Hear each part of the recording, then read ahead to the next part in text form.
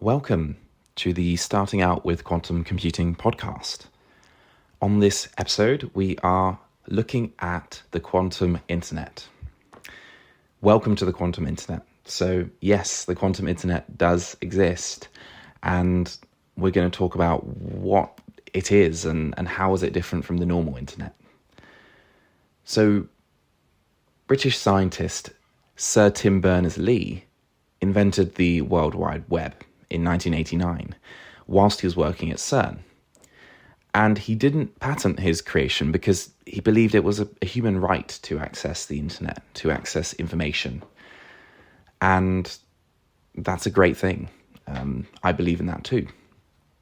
And so the way the internet works is it kind of relies upon the ability to transmit, to send data in the form of zeros and ones, mainly via optical or electrical signals. So you think fiber optic broadband, for example, relies upon this. And thanks to the invention of the Internet Protocol Suite, known as TCP/IP, computers from around the world were unified, connected together under a single rule set of how we send information. And so that allowed for the internet to basically exist for everyone. Before this, the internet was entirely text-based. And so people would basically just be looking through files and documents with only text. There were no search engines. There was certainly no social media, no Instagram.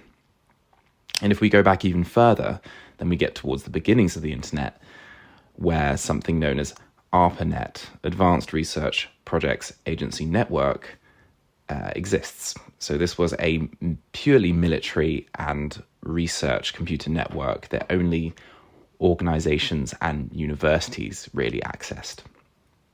And so let's switch now to the quantum computing paradigm, where we see a similar progression. Although people might not know this, quantum computing networks already exist. They've already been invented. They're currently sending information and data back and forth. And if we're able to send information in the form of quantum bits, known as qubits, then this can give us an incredible advantage. This can really provide amazing opportunities for technological advancement. And it's already making waves in many sectors, from finance, scientific research, military operations, and in the future, everyday life. So let's dive in. What is the quantum internet? A good definition is the quantum internet refers to a network of quantum computers across a location that are able to effectively communicate and send information between one another. Quantum computers, they store and they process information fundamentally using qubits. And we perform calculations using these qubits to solve problems. And these qubits can represent information in a completely different way to normal classical computer bits, namely through the inherently different quantum mechanical phenomena known as superposition and entanglement. And this method of computation is incredibly promising. I wouldn't be writing a blog and a podcast on it otherwise.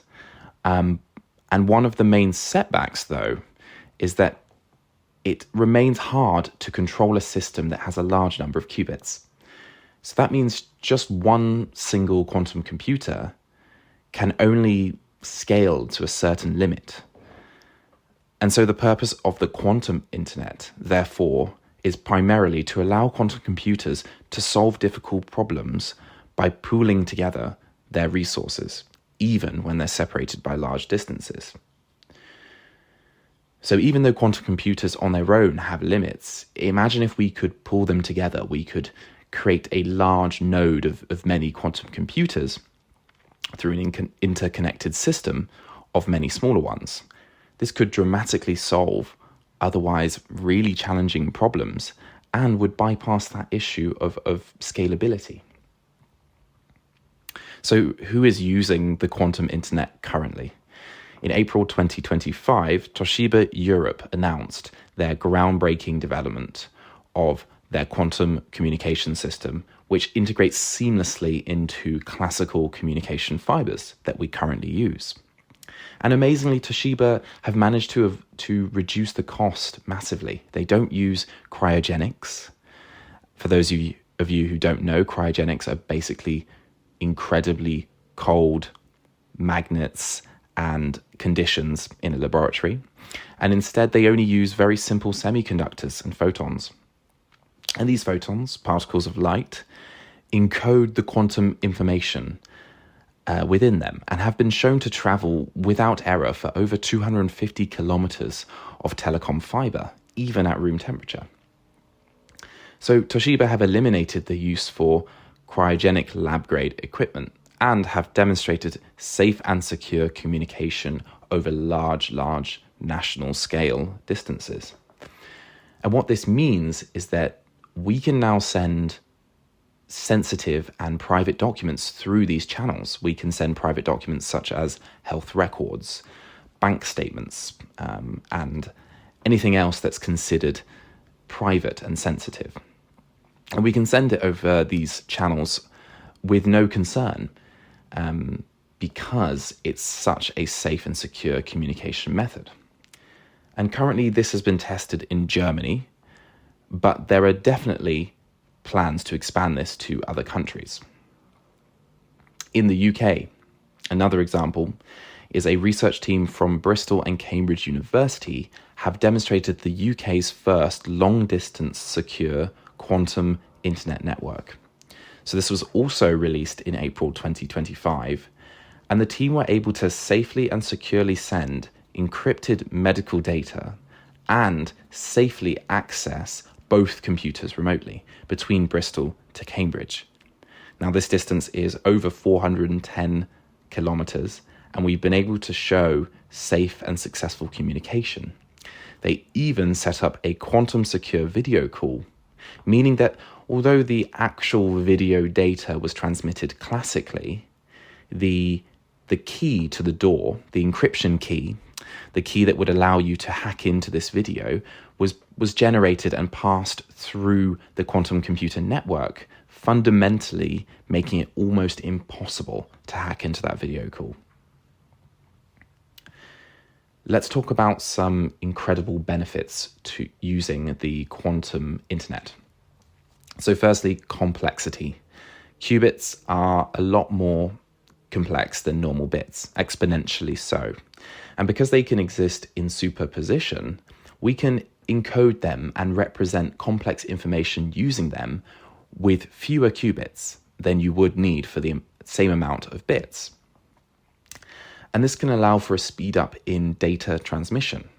This means that if you're using the quantum internet, you could expect faster downloads, quicker uploading times, sending times, and overall more storage on the quantum internet. Another benefit to using the quantum internet would be security. So entanglement naturally serves as a really secure method of encryption.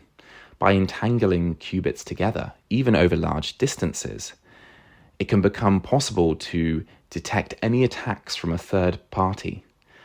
And this is because if a third party makes any observation or measurement on the entangled quantum state, it instantaneously affects all qubits at once and notifies the correct users that a third party is trying to get in.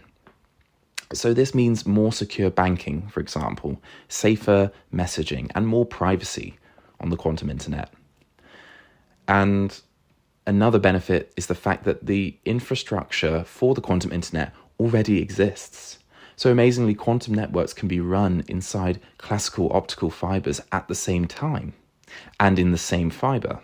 And this is because quantum bits of information, i.e. photons, travel at a different frequency to the classical bits, which are generally also photons. So they don't interfere with each other.